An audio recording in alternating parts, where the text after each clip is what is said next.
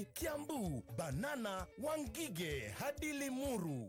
Jitokeze, uzawadiwe, uburudike na utumbuizwe na wasanii tajika kama Joyce wa Mama, Ngaroya Junior, Smart wa Mam na Gadhiaka Wanjeri. Ni roadshow ya Shoro FM na KBC Radio Taifa kwa udhamini mkubwa wa Kamothe Housing Cooperative Society na Mtiba kutoka Safaricom. Twaweza.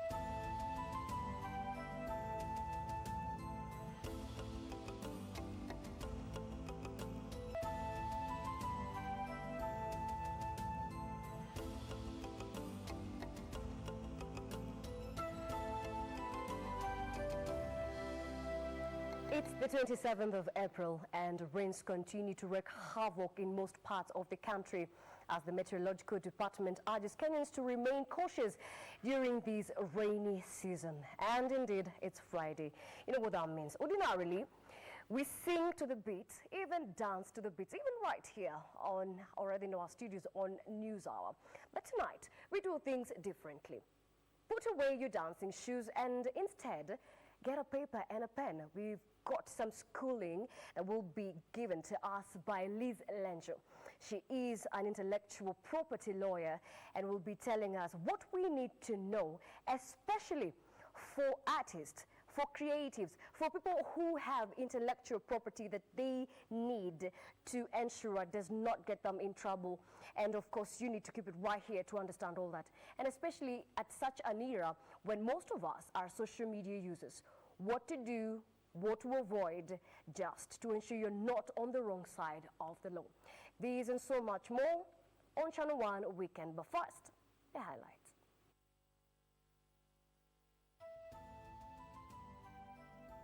And particularly where the dam, Dagaini Dam, the Thika Dam is, the flow is still low. Government attributes low water levels at Ndakaini Dam to depressed rains at the Aberdares, rubbishes claims of open valves. Mimi sijawahi kuona tangu nzaliwe Tana River hii maji kama hayo.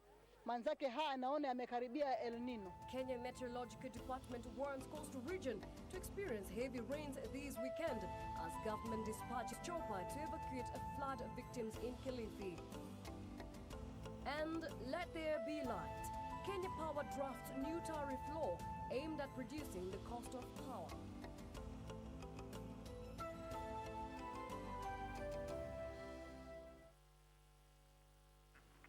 Welcome back. I am Rose Gakuo and our sign language interpreter is Wilson Mushora. And of course, just a reminder, on Stargate tonight, we do things differently. In studio, we already have our guest here and she is Liz Lenjo. She's a lawyer who guides a lot of entertainers in ensuring they're not in contravention of the law. So do you have any questions probably within that topic? Please do share with us. We'll be certain to get that information to her on our social media platforms. On Twitter, it's at KBC Channel 1. You can also tweet me directly at Rose_Gakuo. Well, our SMS line is right on your screens, 22162, right on your screens, 22162. And Channel 1 News Hour begins now. The government has rubbished claims attributing the low water levels of Ndakaini Dam to open valves. Water Cabinet Secretary Simon Chelugui has instead attributed the low water levels to depressed rainfall at the catchment areas of the Aberdares caused by massive deforestation.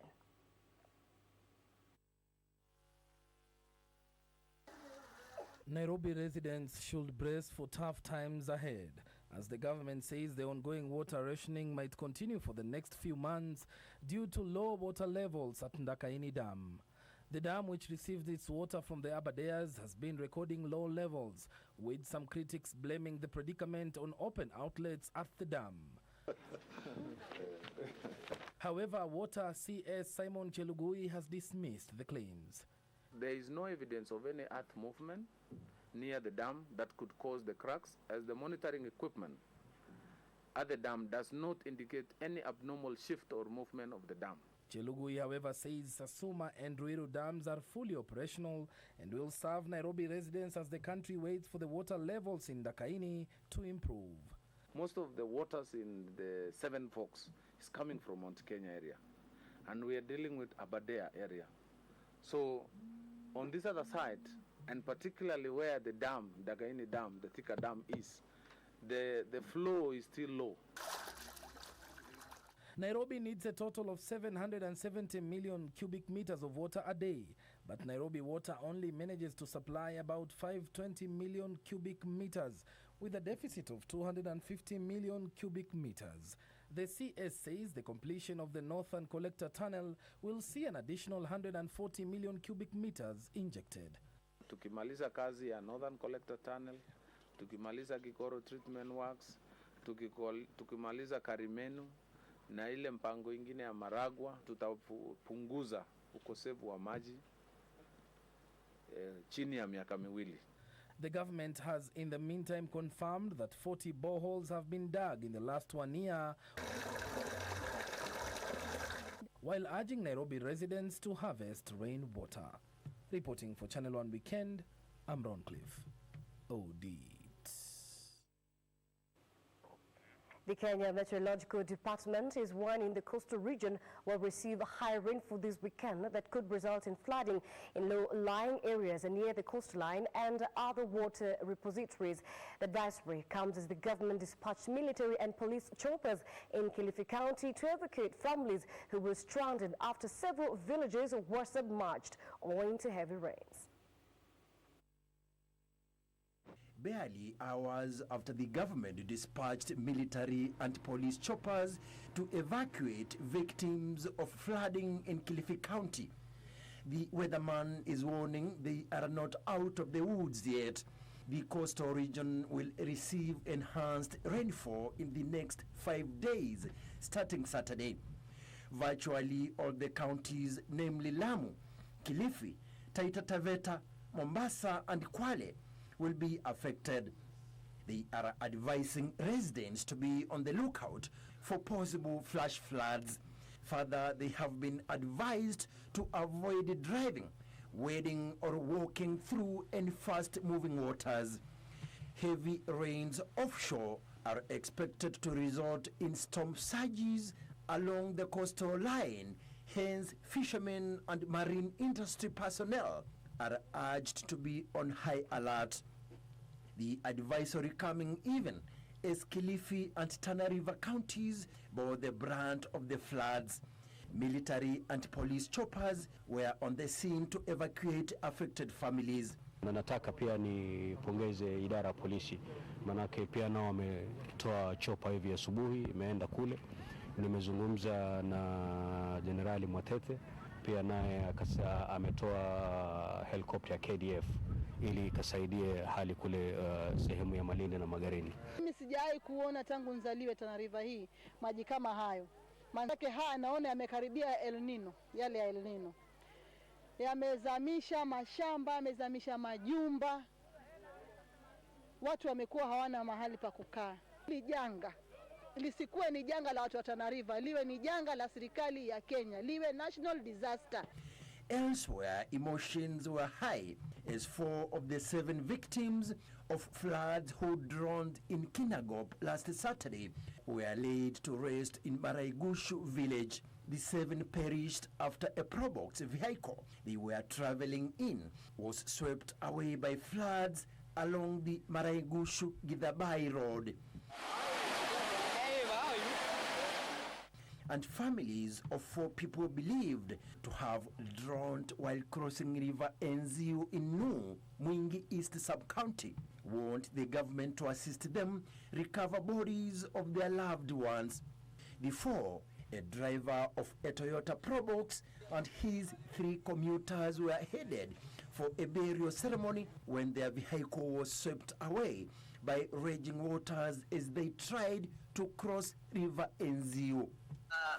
Mara ya mwisho tuliongea na wao wakiwa Thika saa 3 ya usiku na saa 7 ya usiku wakatuma message wakiwa hapa kwa mto, wakasema wamekwama na kutoka Mandi ya tarehe 16 hatupaona, na inaonyeshana kwa hiyo message wako hapa. Kwa hiyo kwamba serikali itusaidie juu sasa tumefanya vile tunaweza na tumeshindwa.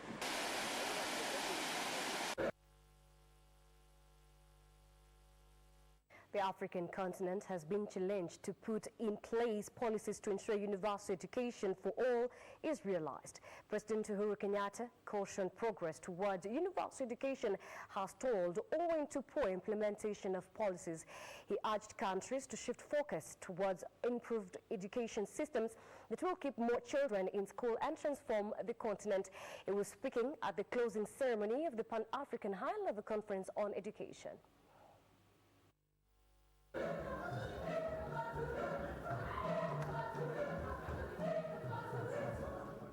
It was the last day of the 3-day conference that brought together 54 education ministers and experts who gathered in Nairobi. It was a conference that brought to fore the grim reality that education standards in Africa is wanting, as many children continue to miss class. However, regrettable that progress has been slow, indeed as reflected in the poor implementation of the SDGs. Countries are struggling to meet the education for all goal, and only 7 countries in Africa have so far achieved universal primary enrollment. It is here that President Uhuru Kenyatta took the moment to rally key implementers in Africa to improve investment and align their policies to guarantee universal education for all.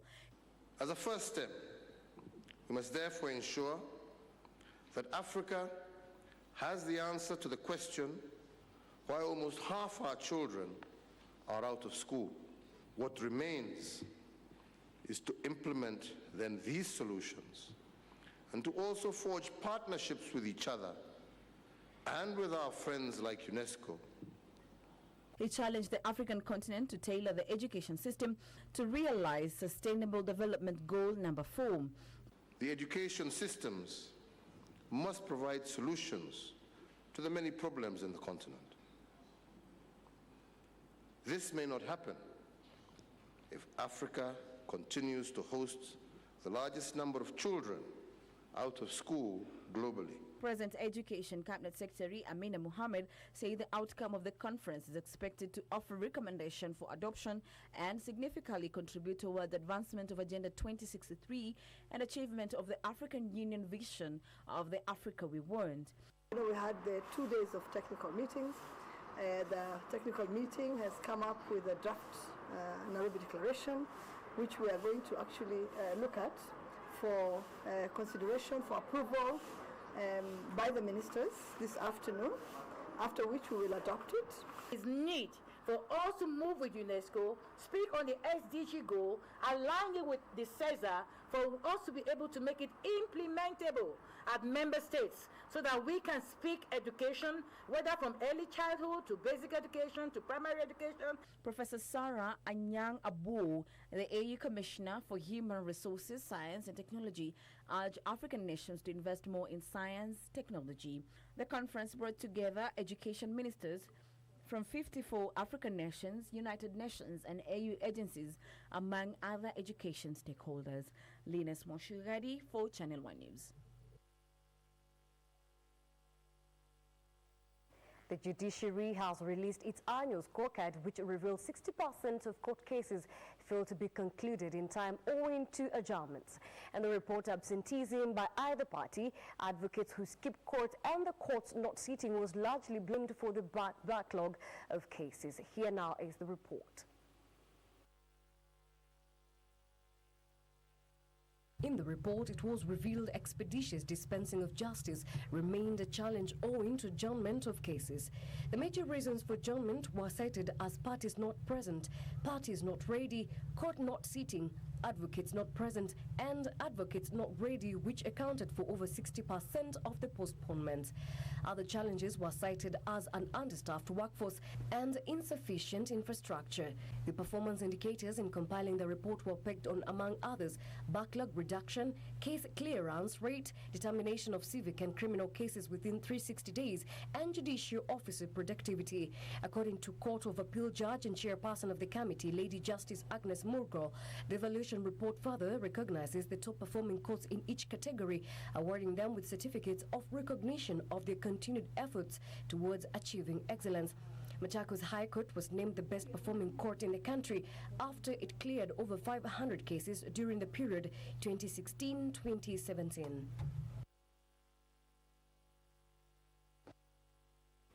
Controversial blogger Cyprian Nyakundi was charged in a Kiambu court for allegedly publishing obscene information, ethnic contempt, and posting derogatory remarks.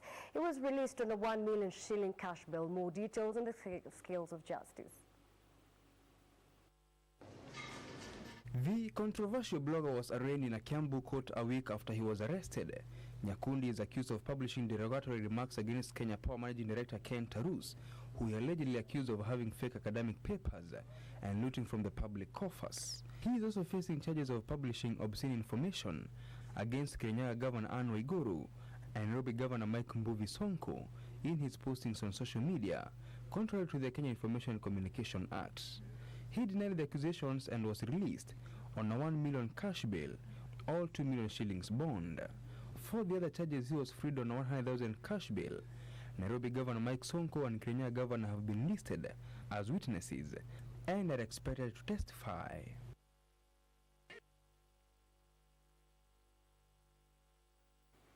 A row is brewing at the Kenya Medical Training College in Mingi after students accused the management of religious discrimination. The students who subscribe to the Muslim faith faulted the school's management for allegedly forcing them to remove their hijabs while entering the school.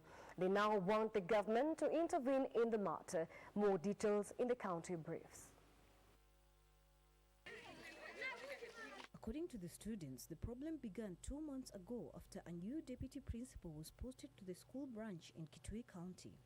He is alleged to have ordered the students not to attend classes with their faces covered. They argue there is no regulation barring them from wearing hijabs in the school.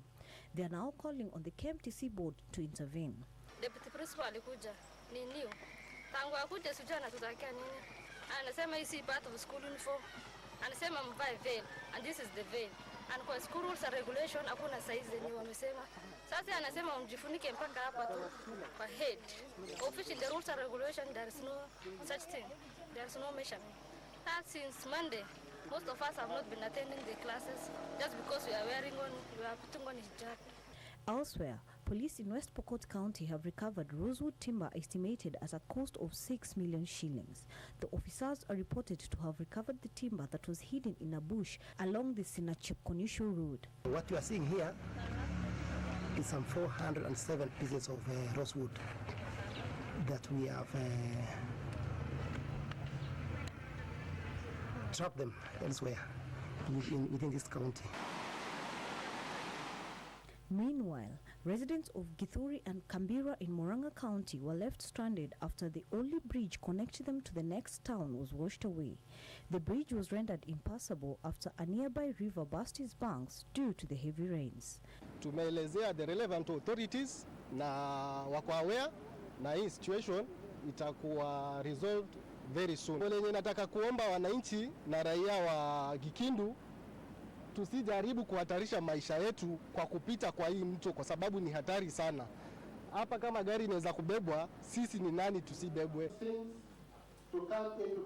And finally, the government has pledged to intensify surveillance along the Busia and Malaba border. This is meant to tackle the problem of entry of counterfeit goods into Kenya. For Channel 1 News Hour, I'm Emily Keibade.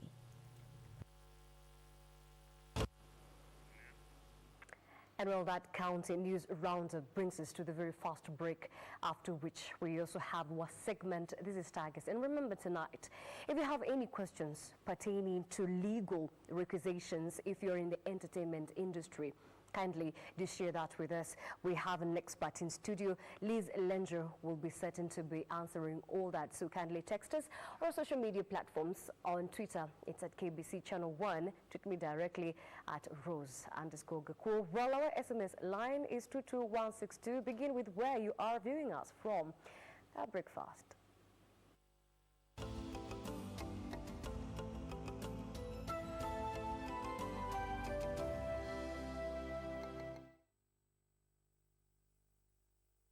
The Easy Banking app is your bank anywhere, anytime.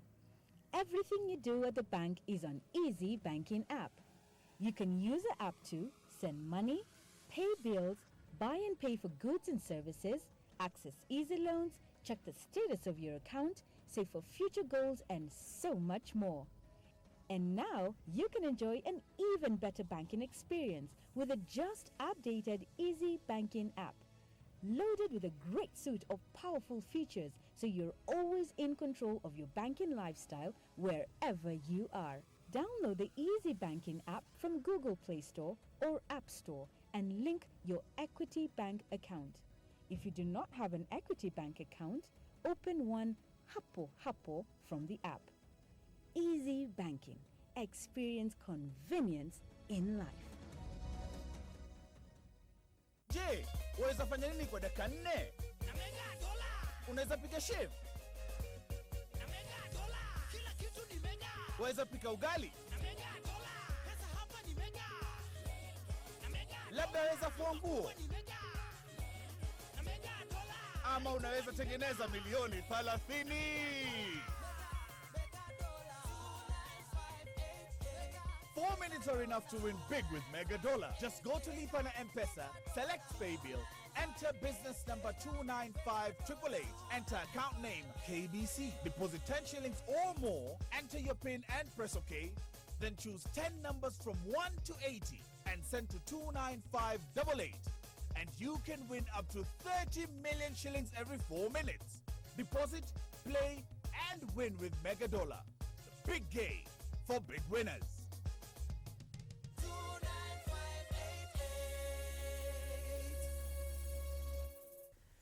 Who has joined our family today and who we hope will be very happy here. Come on, Vicar!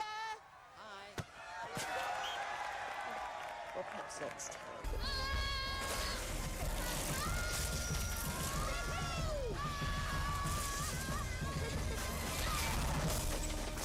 I think you better see this.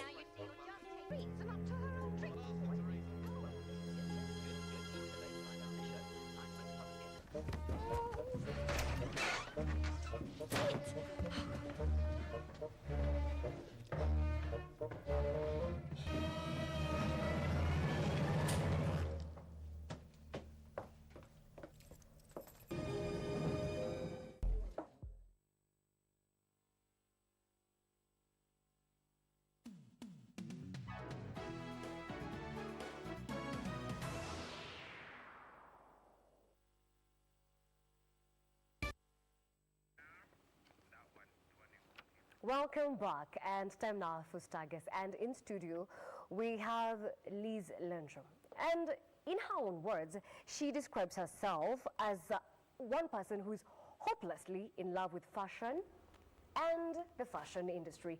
And just if you didn't know her, well, she's a model actually, and she's also an intellectual property lawyer as well as entertainment lawyer. So remember, we told you if you have any questions pertaining to this area, kindly do share that with us. She'll be certain to be answering all of that. Welcome. Thank you very much. You're most welcome. All right, so let's just get right into it. The entertainment industry in the country, we could say, has relatively grown. Yes. And of course, there's so many areas that people remain ignorant to, and it so appears like it's on matters, legal matters. How is this so? For the longest time, our industry has sort of flourished in an informal manner. People do not have lawyers, people do not have managers, so they tended to do a lot by themselves. And now when the African market has sort of opened up and people realize, oh my goodness, there's an area called intellectual property law that I didn't know about. There's copyright, there's trademarks, there's industrial designs. What is that? So now people have come to realize that they need to use it. Music was the first to start realizing in itself, because we all love music. Music makes us happy. So people now realize there's copyright in music. That's how you protect your music. And then related rights for the performers and the producers and the singers and the dancers, the guys who make the beats. All those guys now have rights, and they didn't know that before. So now, starting with music, the way they would protect their music would be through copyright. So the person who writes the music, the lyrics, the person who helps in the arranging of the melody and tells you, oh, sing here, sing there, rap here, that person also has copyright. And then the person who also comes up with the melody from scratch, that is also a composer. All right. So then, people just figuring out those rights, they've not yet, for the longest time, even today, they still struggle with that. So you find people are asking for rights where they don't have the rights, or when they ask for their rights, they don't know what right they're asking for. So it's still coming up, yeah. All right. Illustrate for us here. Assuming I'm an artist, I feel I'm really talented, I've gotten into maybe a production house and the like. What exactly should I be looking for? How should I secure my work? Okay. So you walk into a studio, and let's say, for example, you're going to walk into Decimal Media by Musioks. So you need to first have an agreement and say, okay, Musioks, I'm paying you X amount of shillings. What is it for? Is it for studio time, or is it to own my master recording? You need to have that arrangement from the beginning and have it in writing, so that you know the amount of money you paid for, what you have really paid for. Most of the time, 10,000 shillings is not enough for the rights in the master recording to pass. So it's mostly studio time. And then when you go into the studio now, you need to have what is called a music split sheet. So that's equivalent to a title deed that says you wrote the song, or whatever other roles that you played, you are the performer. If there was a guitarist, they also need to be on that list. If there was someone else who wrote the lyrics for you, they should be there, So that document would cover now everyone's role in the song. And when that is present, then you can have opportunities to commercialize that music would be easier. Say, for example, an advertisement opportunity comes in place. When you produce a music split sheet, you will make some money. When there's no split sheet, the advertising company doesn't know who to deal with. All right. So generally, you're saying even in the production of music, it's like everybody who helped come up with a song. I mean, the guitarist, all those other people participating in the song. Yes. Have some sort of share? Yes, they do. So especially for the performers, they have what we call an equitable remuneration right. So once they have that split sheet, they will take that to what we call the collective management organizations, the CMOs. So for the performers, they would go to PRISC, Performers Rights Society of Kenya, and say, hi, I was a guitarist, I was a lyricist, please, I was the singer, please register me. And then in turn, the person who composed the song would take that to Mpake, the Music Publishers Association of Kenya, and say, hi, I wrote the song, please register this, so that when you're collecting royalties, when you hear this song, I'm the one on the song. And then the producer would do the same. So for example, now in the situation I gave, Decimal Media, now Musioks will be the producer, and then he has his contract and will go to the Kenya Association of Music Producers and say, I was a producer in this song. When you collect the royalties, my share will come to me. All right. Yeah. So Liz, generally what you're telling us is for all the creatives here to mean everybody who has intellectual, content, has a body that somehow protects them, and a body that takes care of, all that. So CMOs generally collect royalties on their behalf. So for example, KBC has different programs that use music, but it would be impossible for every artist to come to KBC and say, you played my song, you need to pay me, yeah? So you pay royalties, KBC will pay royalties to Camp, PRISC, Mpake, and then they will have on their matrix how to distribute now this song, this money to the producers, to the performers, and to the music authors and composers. Yeah, so we have this sort of misconception that sound engineers own intellectual property. No, they do not. They're under what we call a work for hire agreement. You've just come to apply a skill, make the song sound great, do what sound engineers literally to mean the guys who created the beats. No. Sound engineers are just the guys who, they have an ear for sound and they want to make it sound good or whatever.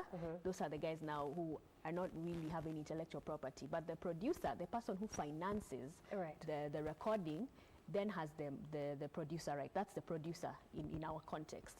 If now, for example, in that situation, you only paid 10,000 to Musiox to record you. So of course, there's all these other expenses he's incurred. He's going to pay the sound engineer. He's going to pay the electricity. He probably also himself, he has a master's in sound engineering, so he'll also be up for probably 4 days trying to beat a deadline for your song to release. So because he's incurred that financial burden, then he's a producer. However, if an artist wants to own it, then they can buy it and say, how much would it cost for me to own the master recording? Right. Yeah. Okay. Now, the situation in the country right now in terms of copyright and the artists getting access of all these things, do you think it's easily accessible? Yes, I think it is. For the longest time since KECOBO, Kenya Copyright Board, was created under the Copyright Act, they've been very active in, getting the public to know more about the rights, and same with the CMOs. They have so many events. We just celebrated the World Intellectual Property Day yesterday. There was amazing functions all over the country. So we have such events going on. We have, most of them are pro bono actually. You don't pay to enter, and they come and they hear. Same thing for film people in film, people in art, drawing and whatnot. They also have something for them. There's always something happening. So what is holding back the artist from claiming the copyrights and intellectual property and the like? What is really happening then? I think most of them have sort of what we call acquiesced. They've relaxed and say, no, oh, they stole my work, it's okay, I'll create something else. But they don't realize that they're creating then a bad culture, because you will earn from this. And copyright, like for example in copyright, you have the right for your lifetime. For the time you've been alive, and then 50 years after death.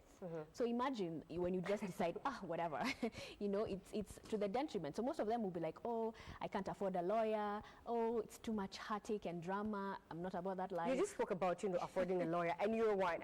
How much am I looking at as maybe say an artist to hire you as a lawyer? You see, it depends with also where you are with your craft, what exactly you need me to do for you. So there's contract drafting, it will depend. And I always tell people, you have to ask to receive, don't assume that I know you don't have the money or, so I will tell you my fee. So negotiations? Yeah, negotiations for sure. And especially in our industry, we are really trying to get artists to use more lawyers so that they can formalize the industry, so that they also do not end up in trouble. The problem with intellectual property, the minute you make a mistake, half the time your case is gone. It's as good as gone. It's very hard to recover. We have this saying that Bill Gates put online and published. Intellectual property has a shelf life of a banana. So today your idea is hot, tomorrow it's not. Yeah. So while it's hot, you need to protect it. You need to, milk it for all it's worth. All right. The minute you fail, then tomorrow somebody else will be like, oh, he did that.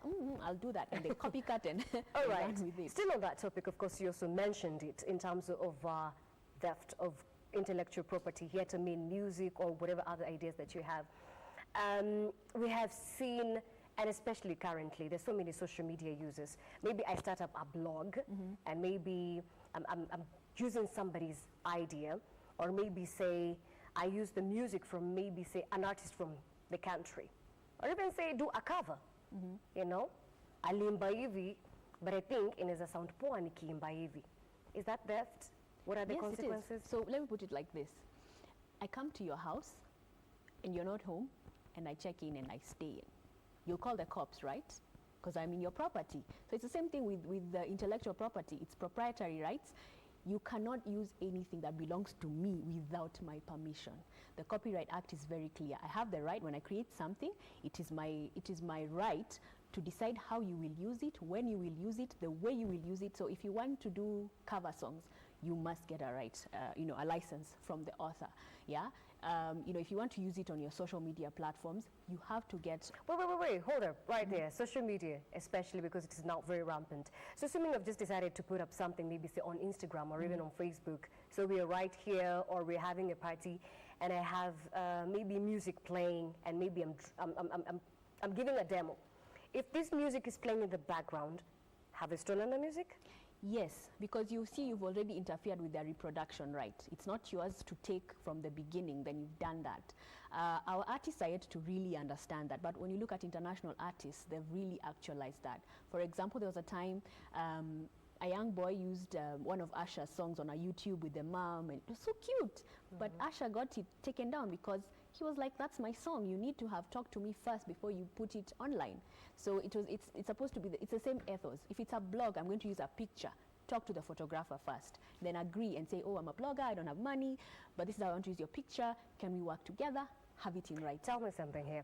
Now, if maybe say you uploaded the music and you do what most people do, maybe music courtesy of, photography courtesy of, is that enough? It's not enough.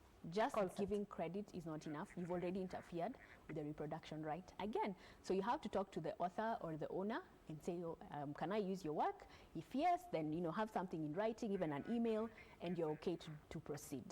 All right, and of course now maybe just trying to bring this matter closer to home. We've seen the local artists so many times do lines, so to speak, or lyrics from maybe international artists.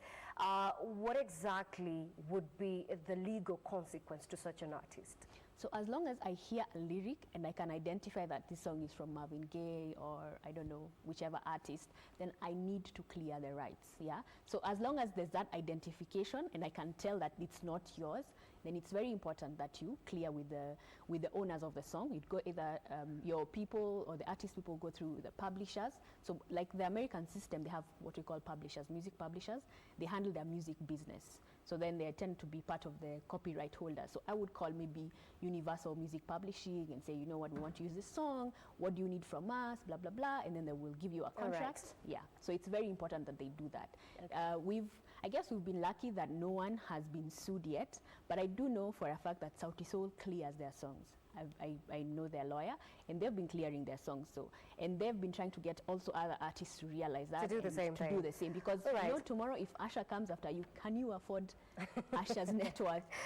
That kind of financial consequence and the like. Yes. But now let's get to the Kenya Film Classification Board. What do you feel about their role in creating awareness to artists and even growing the creative industry in the country? Well, KFCB has been very controversial. And we've actually had a Twitter conversation today, and I was just telling people that it's called the Kenya Classification Board, Kenya Film Classification. Before it used to be the Censorship Board. Then the act was changed, it was amended, and now their mandate has changed. So by virtue of them just going around to ban films, that's not within their mandate. In law, we call it ultra vires. They're working outside their mandate. They're exercising power that they do not have. And it's about time these artists now took it to court and applied for what we call a judicial review, so that the High Court or the Court of Appeal, they can actually now say, you know what, KFCB, shame on you. That's what you're supposed to be doing. You're supposed to be classifying, so that artists also know, oh, my video looks like this. I only have it played at 9 o'clock. The broadcasters also know, oh, Sauti Sol released a new song. I don't know, Octopizzo released a new song, the video looks like this, it can only be played on our music shows after 9 o'clock because of X, Y, and Z. But to ban it, it definitely sends a wrong message to our artists. So they do not even commercialize back home. They will go to Europe or whatever, and that's where they will make money, and our children will grow up knowing that I can't express my art because it's immoral. But let's get this right. What about maybe the issue of what you're talking about, morality? How will that be achieved in society if there is no body to put in place such measures? You see, now the challenge has been, we have now become, life is dynamic, societies are dynamic. Now we are stuck in a place where I think we are in denial as Africans, as Kenyans, and immorality or morality is now a very vague and very subjective.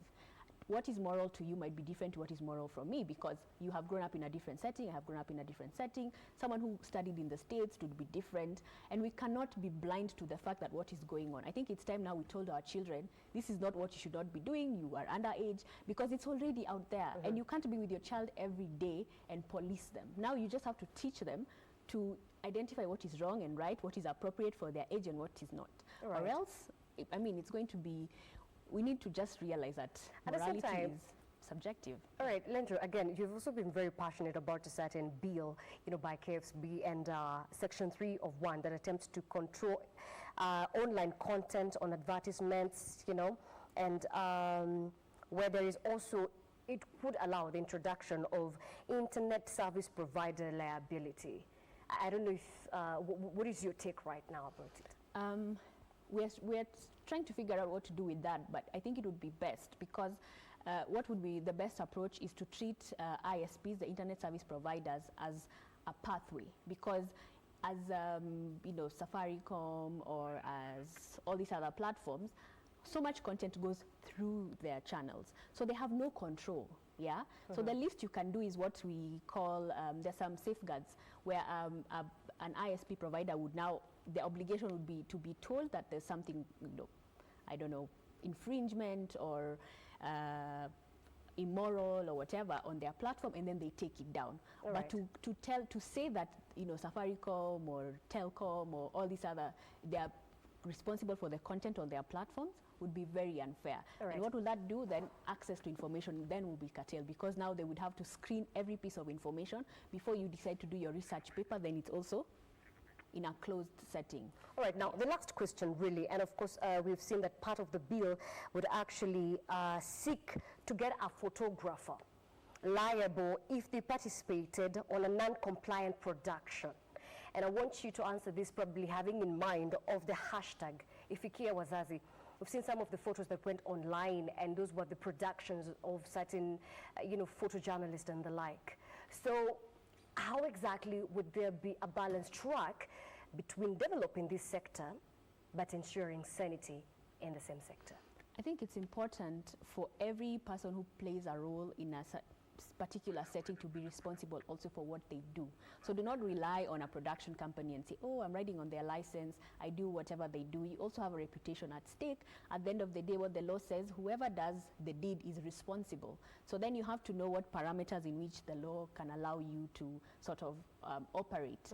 In the example of a photographer, if it's not him who published the photos, and in this situation now in a production house, he's definitely a work for hire. So everything that he creates, he gives over his rights. He only remains with what we call the moral right, photographed by Liz. That's all I remain with. Okay. But everything else is with the production house. How they use it, that's their problem. But now they leave the photographer out of it because he no longer is in control of the work that he's created. So it's important for people to understand their roles and their responsibilities. All right, and I bet you all agree that was quite a very informative piece right there by Liz Elendro. Well, we pressed for time, but remember, such conversations do not end here. We also have our lifestyle segments on www.kbc.co.ke, also available on Instagram as KBC Digital. Kindly do follow up on that to get the latest on entertainment, news, and the like. You can also get Liz Elendro on her platforms. We thank you so much for keeping us company in this segment. Up next, business.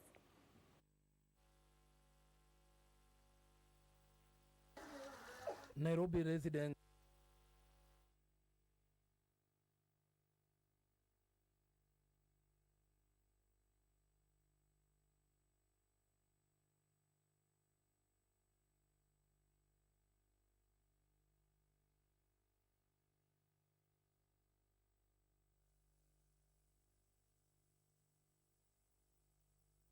Every 4 minutes is a chance for you to win big with Mega Dollar. Just go to Lipa na M-Pesa, enter paybill number 295888, account name KBC, and amount from 10 shillings or more. Then select your 10 numbers from 1 to 80 and send to 29588. You can win up to 30 million shillings. Start playing now and win.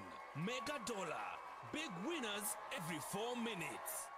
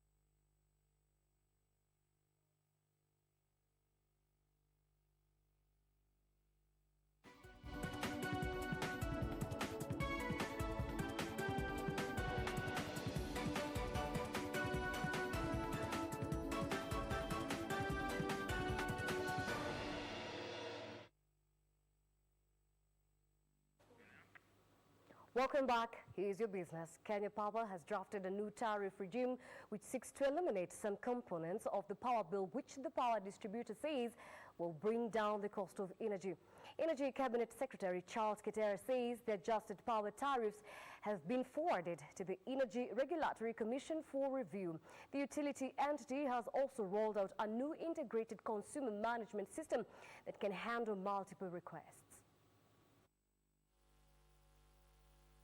The Kenya Power has in the recent past come under intense scrutiny from the public after power bills went up marginally, blamed on the increased use of thermal power after a long dry spell.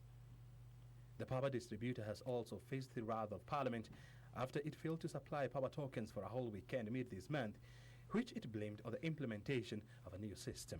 Once we get into the new system, if you buy 1,000 units worth, you will get the same units whether you are in a prepaid or a postpaid tariff regime. The utility firm has said that it has drafted new regulations that will harmonize power charges for domestic consumers and forwarded the same to the Energy Regulatory Commission. ERC has been working on it because I'd say the process is KPLC applies for that. But what we have done is we want things to be incorporated, everything on the normal tariff review only considers either up in terms of raising the figures or down.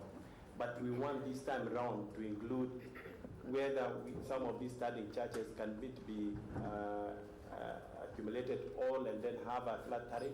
Those are the things which we are adding in terms of what they have been doing so that they relook at that and it will go to the public participation. So we are just giving the timelines to expedite.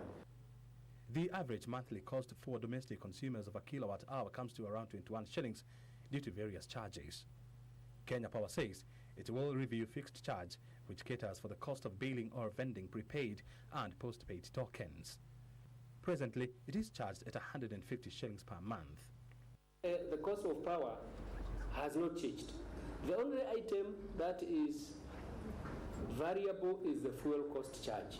When we have a lot of water, we generate electricity with that water, and instead of using diesel to generate the same electricity, and therefore we realize a very low value of the fuel cost charge. That is what we expect to change when we put in more geothermal and when we also get very good lanes. Kenya Power says it has migrated from the outdated integrated service to the new integrated consumer management system that allows consumers to track their spending, query bills and buy power tokens real time. KP further says the new system will help address the delays that occur when purchasing tokens. The ICMS system has the capacity to serve 500,000 clients every day compared to the old system, which used to serve 300,000 clients per day. O'Brien came in for Business News Hour. Kenya will leverage on science and technology to boost agricultural production as opposed to using subsidies alone, which President Uhuru Kenyatta says have always benefited the rich but not the small-scale farmers. According to the president, the new approach will involve empowering farmers with the necessary information needed to increase their output per acre and reduce their unit cost of production. Making the country food secure is one of the government's big four agenda for enhancing growth. To achieve food and nutrition security, President Uhuru Kenyatta says that Kenya will leverage on science and technology to achieve inclusive agricultural growth. We must deploy technology, innovation, as part of our strategy to realize our commitment to food security. He says the new approach will mean moving away from the old policy of using subsidies as the only method to boost production, noting that subsidies have always benefited the rich but not the small-scale farmer, who is crucial in the country's resilience. We must progress our thinking beyond our traditional issues of subsidies that, contrary to the intended objective, only benefit the rich, instead of our small-scale farmers. Speaking at the International Livestock Research Institute in Nairobi, where he launched the Feed the Country plan, the president said that the government is seeking ways to support the revival of crop and livestock extension services, which hold the key to improve productivity. The president noted that the answer to reducing the cost of food is innovation, mechanization, and increasing skills, with empirical evidence showing that larger acreage results in a better yield. This will not only help increase the earnings to our farmers, but it will also have a major impact on reducing the cost of food to especially our urban population. Our agriculture continues to play a critical role in Kenya's economy and requires not just public financing, but also private sector and development partners, technical and financial support. He called on local research institutions to use their financial and human resources in delivery of technologies and innovations at the farm level. Caroline Jenga reporting for News Hour Business. And demand for residential and non-residential housing has resulted to 4.8% increase in loan advances to the sector, which stood at 109.9 billion shillings last year compared to 104.8 billion shillings in 2016. And while the cost of building and construction materials rose 3%, the cost of labor reduced almost by half to stand at 6.6%, according to the 2018 economic survey by the Kenya National Bureau of Statistics. Providing decent housing for majority of Kenyans is now one of the topmost government priorities, with the goal of constructing 1 million affordable housing units, half of those in the next 5 years. Exploding urbanization brought about by devolution has seen the National Housing Corporation disburse a total of 73 loans amounting to 91.7 billion shillings to 19 counties in 2017 for construction and improvement of residential houses. Trans Nzoia County had 12 approvals amounting to 6.1 billion shillings. Nakuru County had 4 approvals accounting for 10.7 billion shillings, while Machakos, with 6 approvals, had 10.4 billion shillings worth of loans from the National Housing Corporation. In Nairobi County, the value of new private buildings issued with certificate of occupancy by the county government increased by 10.2% from 77.7 billion shillings in 2016 to 85.6 billion shillings in 2017, as the value of public buildings completed by the State Department for Housing and National Housing Corporation decreasing from 3.8 billion shillings in 2016 to 2.3 billion shillings last year. Similarly, the value of building plans approved by the Nairobi City County decreased from 308.4 million shillings in 2016 to 240.8 million shillings in 2017. During the same period, cement consumption decreased by 8.2% to 5.8 million tons. The value of building plans approved in Nairobi, however, decreased by 23.2% to 240.8 billion shillings in 2017. The total number of private buildings issued with certificate of occupancy increased by 9.7% from 10,268 in 2016 to 11,202 last year. Residential buildings accounted for 85% of the completed private buildings during the review period. Employees in the sector also benefited as monthly basic wages for the unskilled and semi-skilled workers increased by 6.6% each, while those for skilled workers rose by 6.5% last year. According to the survey, out of the total 17.5 billion shillings allocation to the sector in the 2016-2017 financial year, 16.3 billion shillings was absorbed, translating to 94.6% utilization. Ronald Willie, News Hour Business.